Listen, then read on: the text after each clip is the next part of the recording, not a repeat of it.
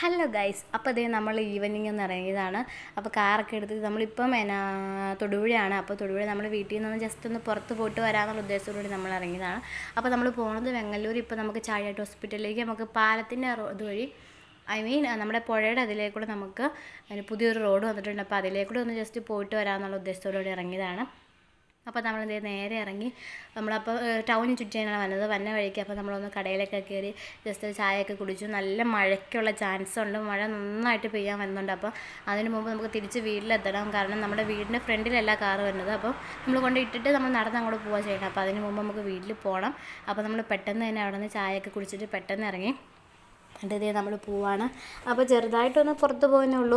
കാറൊക്കെ എടുത്തല്ലോ. അപ്പം നമുക്ക് കിട്ടണ സമയമൊന്നും കാറിൽ തന്നെ കുറച്ച് നേരമാണ്. നമുക്കിനി പോയി കഴിഞ്ഞാൽ അവിടെ ചെന്നാൽ പിന്നെ ജോലിക്കൊക്കെ പോകുമ്പോൾ പിന്നെ നമുക്ക് കാറും കൊണ്ടൊക്കെ പോക്ക് കുറവായിരിക്കും. അപ്പോൾ ഇപ്പോൾ ഉള്ള സമയം നമ്മൾ മാക്സിമം പോയതാണ്.